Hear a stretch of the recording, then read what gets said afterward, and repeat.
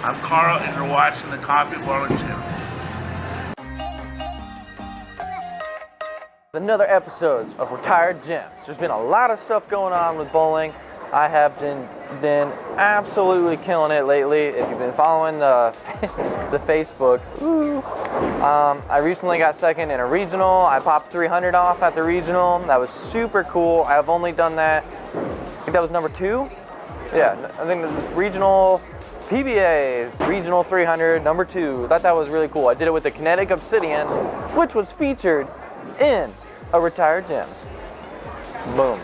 So anyways, today we have 3 balls that just, in my opinion, is exactly what Retired Gems is made of. So the storyline for all of them is amazing. I found them all at tournaments, and I went in and just talked to the pro shop operator at, whatever bowling alley I went to, and got to know him, say, hey, what's up, what's your area like, and, got to talking and said, what used balls you got sitting back there, and, he cut me a deal on some really cool stuff. First up on the list is the Black Turbo.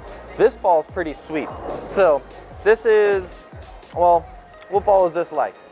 Well, first off, we'll start with the drilling. So I have a 30 valve angle by 3-inch pin to my positive axis point on this ball.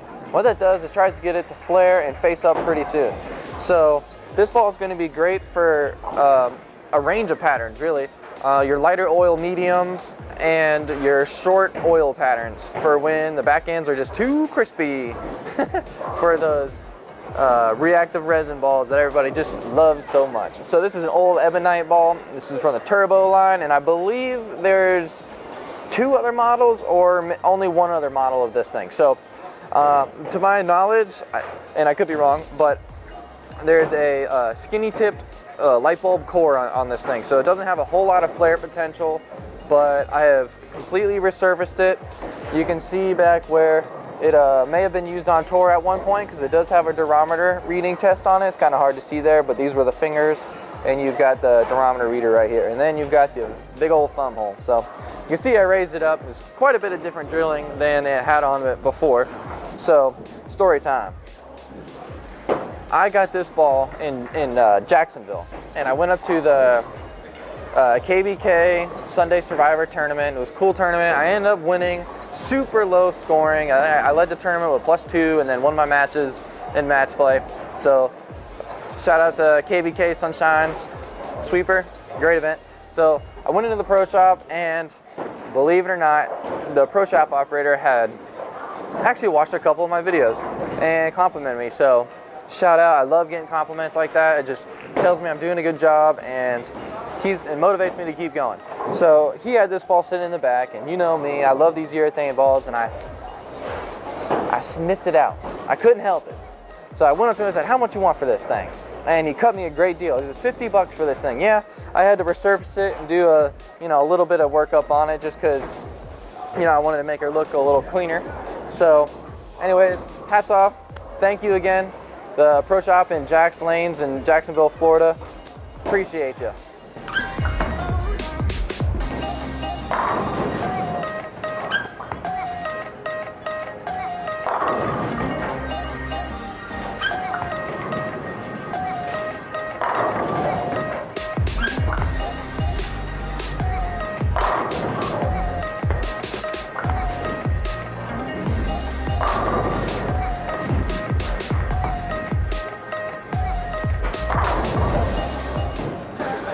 Alright, so we're on to Retired Gem number 2 of the episode, and wouldn't you know, we got a blue turbo pearl. So we'll start with the drilling like we did on the last one. So this one, oddly enough, was drilled very similar to the last one. There was no durometer mark on this one, so it was probably not used on tour.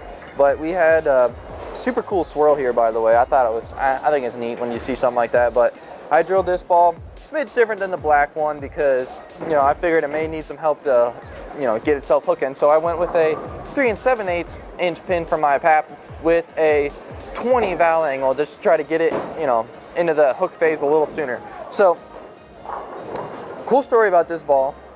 One, it's the brother to the black turbo, so I've like almost completed the set, but I think somebody did tell me there was another turbo out there, so if you guys know if there's another version of the turbo out there, let me know. Maybe I could try to find that one too. So anyways, I went up to, at the PBA Regional in Jacksonville, no, I'm sorry, the PBA Regional in Myrtle Beach.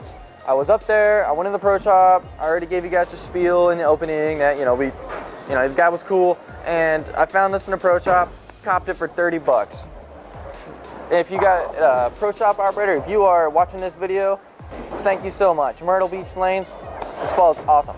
Okay, so back to the story. Pertalized version, this one's a little longer down lane. What kind of pattern may this be good on? This would have to be a seriously light oil medium pattern ball, but this ball is gonna crush short patterns, I believe. Not entirely sure, but maybe. Light oil conditions, this ball's pretty sweet. So take it on the lanes and throw some strikes.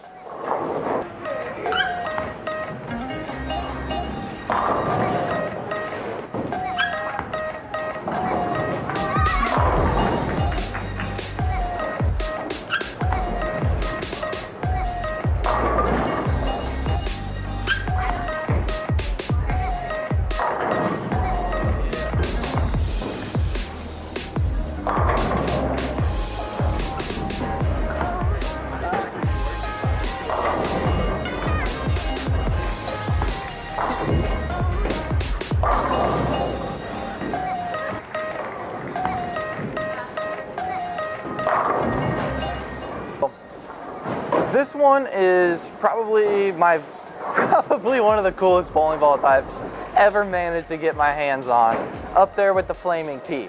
It is the Optyx Dragon.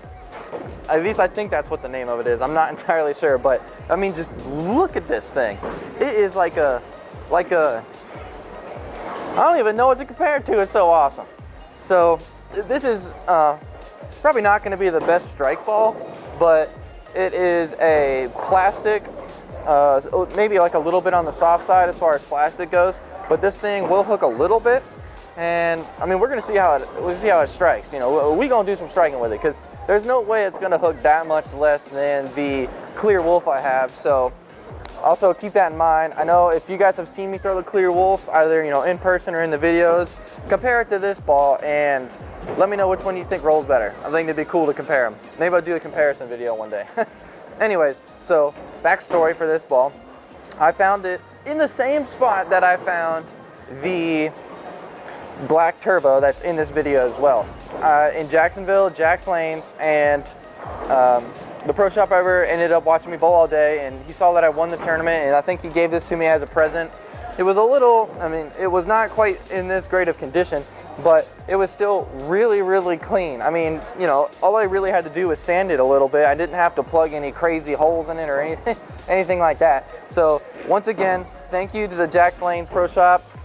Y'all are amazing. This is such an awesome find, and it just brings me so much joy just holding. Like, I don't even need to roll this down the lane. Like, this thing is just so cool. I mean, look at it. It is awesome. I like to call it the Dragon Ball. All right, let's take her on the lanes, see how she rolls. Hopefully she'll throw some strikes so I can roll up on some people, whip out the old Dragon Ball on them. Let's get it.